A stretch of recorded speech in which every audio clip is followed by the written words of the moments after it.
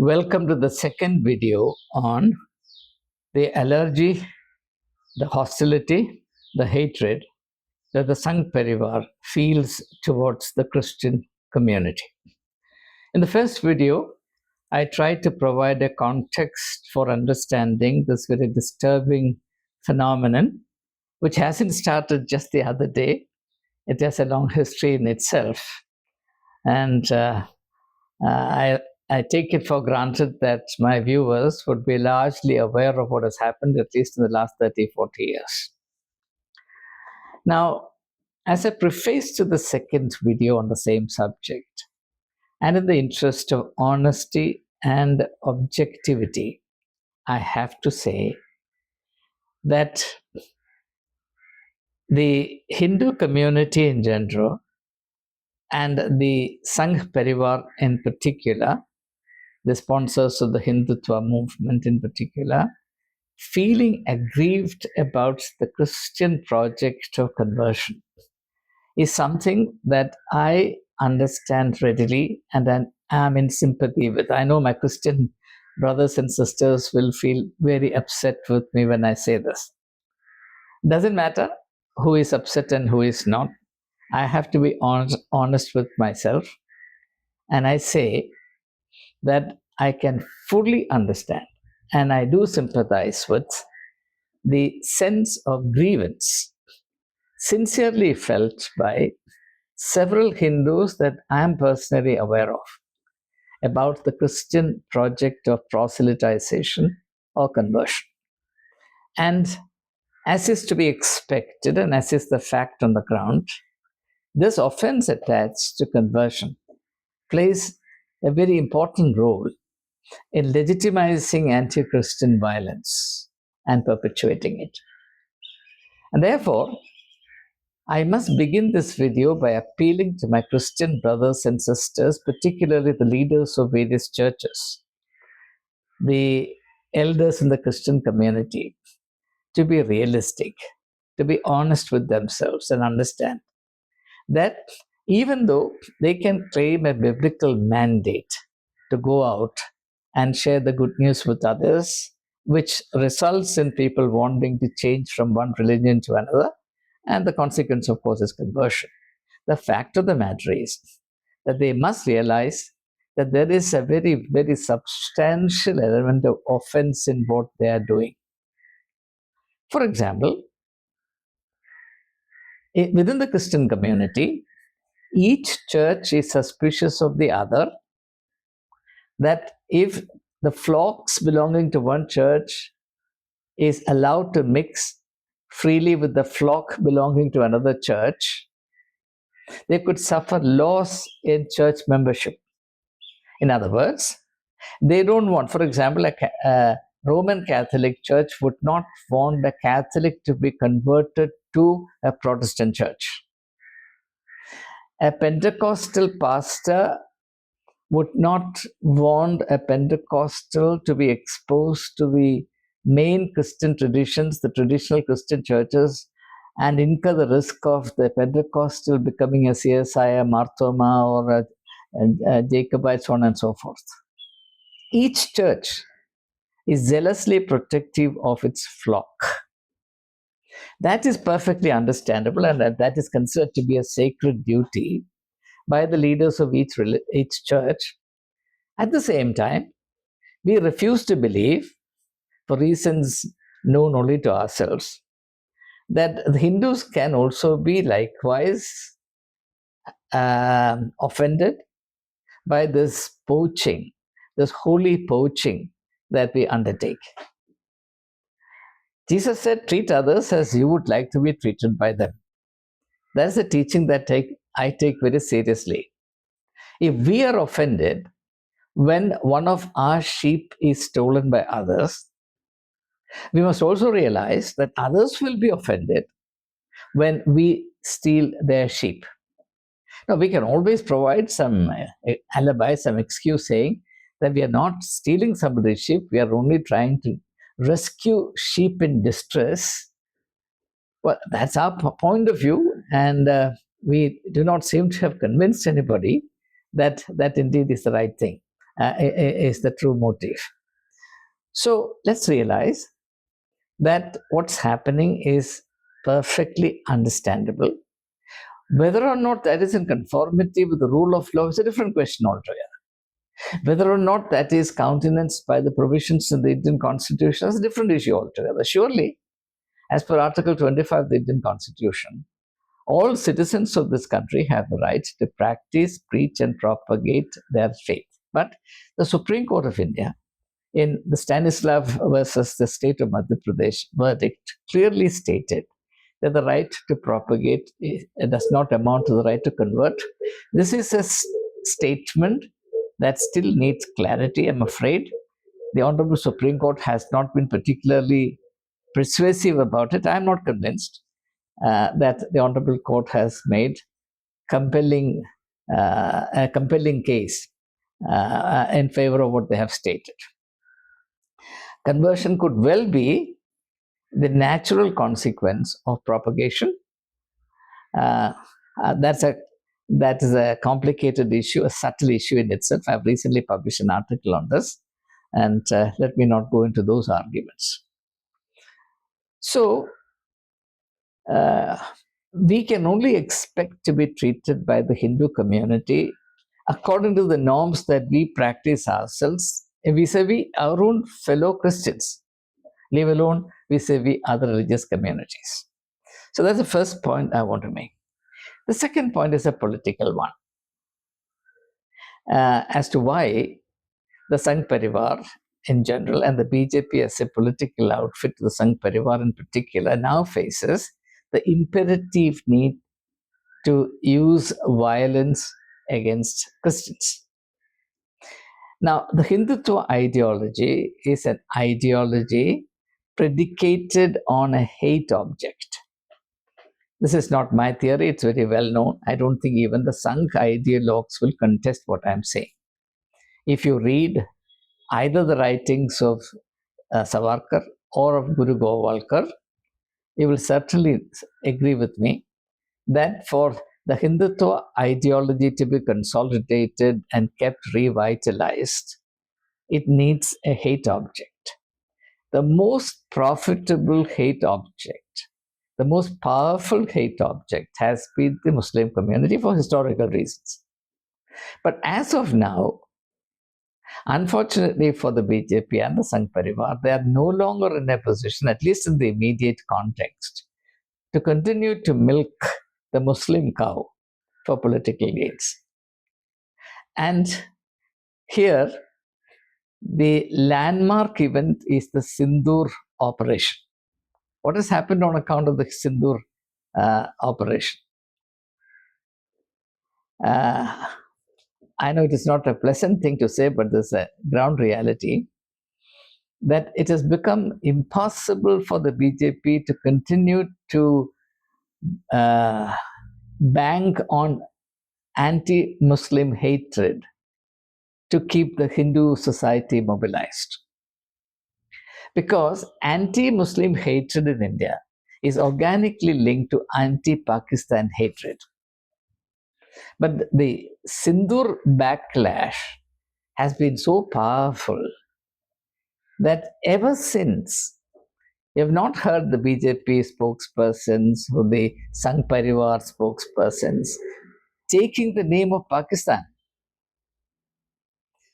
So, the Muslim community and Pakistan both have lost their ideological value for the Sangh Parivar. That's a terrible loss. It has created a huge vacuum. And there is another reason why the Sangh Parivar and the BJP cannot continue to milk the traditional cow, the Muslim cow. And that is the geopolitical change. India now finds itself in a particular state wherein it's now obliged to cultivate the goodwill of the neighboring Arab nations. Pakistan, of course, is frowning upon us, rattling the nuclear saber.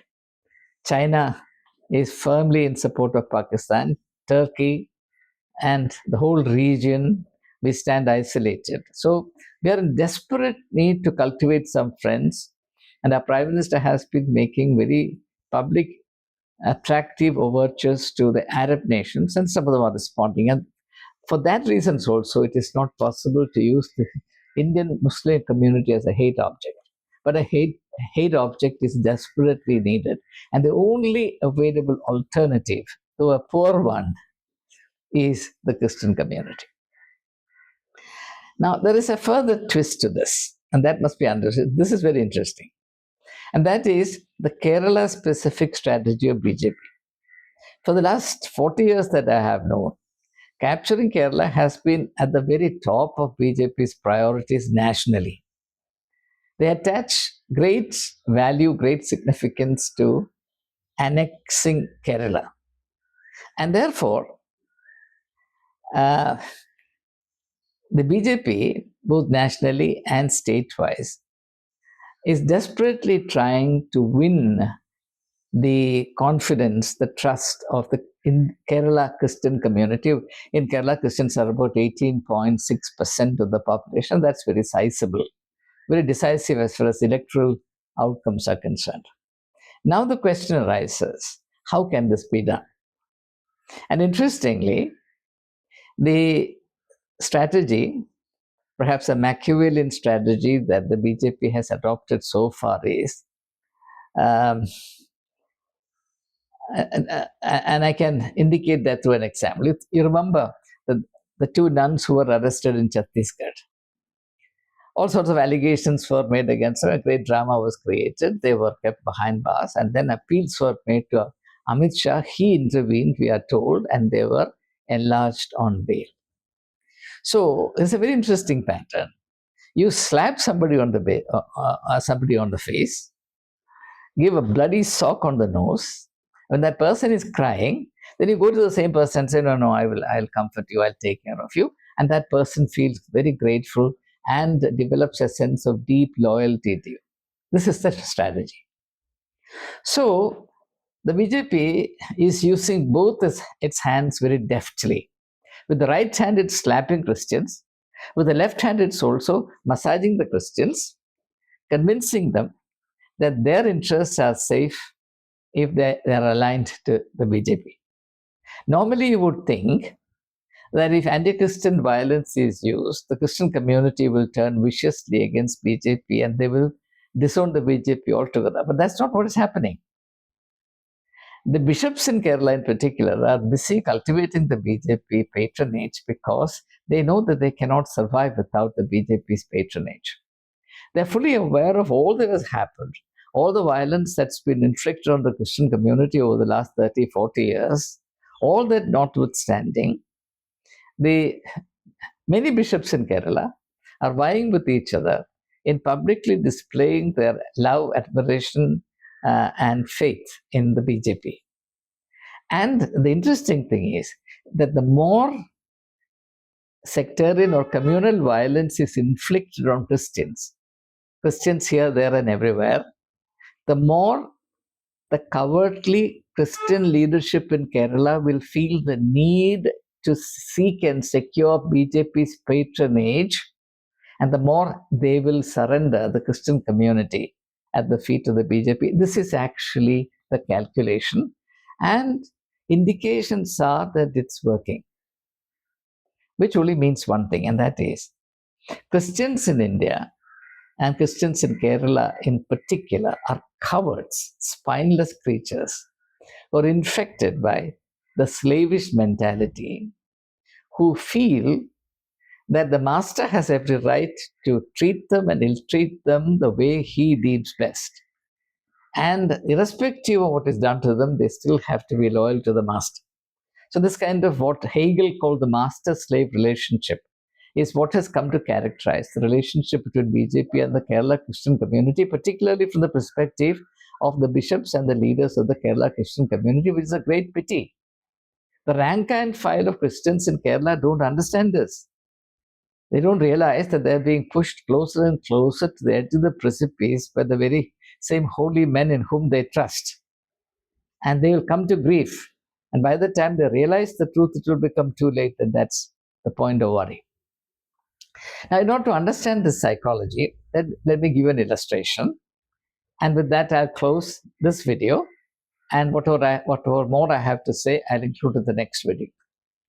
In order to understand this psychology, way back in the early 70s, I used to live on the campus of All India Institute of Medical Sciences because an uncle of mine, Professor George Joseph, who was an expert in community medicine, was the head of the Department of Community Medicine at All India Institute of Medical Sciences. And the director at that time was a very distinguished doctor. His name was Dr. Ramalinga Swami. All India Institute had a security officer. And for some reason, the director withheld the promotion of the security officer, who was a Sardarji. Now, he was clever. So what he did was, he arranged for the car of the director to be stolen overnight. The next morning, when the director was looking for his car, it was nowhere to be found, and the news spread far and wide. It reached me, and I also went there, to see what's happening. And many people had gathered there. I mean, all the institute campus is heavily guarded. People could never expect such a thing to happen, especially from the bungalow of the director of All India Institute of Medical Sciences. So the director called the security officer. He said, this has happened. He said, sir, don't worry. I will get back your car within 24 hours. And lo and behold, before the time expired, he produced the car. Here it is. And the director was so impressed that he gave him the promotion. It is something like this. If the car were not stolen, the man would not have got his promotion. So you have to arrange for the car to be stolen first, and then prove your prowess in solving this theft, and then you become eligible for promotion, which you otherwise would not have. So the offense you commit against a person becomes your merit. The same pattern I see at work in the present context. Unfortunately, the members of the Christian community do not have, unfortunately, do not have the perspective, the intellectual acumen, the ability to understand things in perspective. Therefore, they are, in the words of Jesus Christ, like sheep without a shepherd. They are lost. They are bewildered. In fact, I'm doing this video because I sense a great deal of bewilderment in the Christian community. They simply don't understand why this is happening. Because when they look at it, they're such a tiny, insignificant, pacifist community. They have no political activism of any kind. They have no political ambition. They have no communal agenda. They just want to be left alone to look after, to mind their business. They just can't understand why they are being targeted like this. Well, I can understand, and I thought it was worthwhile to impart this limited understanding to those who would care to make sense of it. So in the next video, I shall deal with some further aspects of this very lamentable turn of events. So the anti-Christian violence is not an accident, nor is it sporadic as it might seem.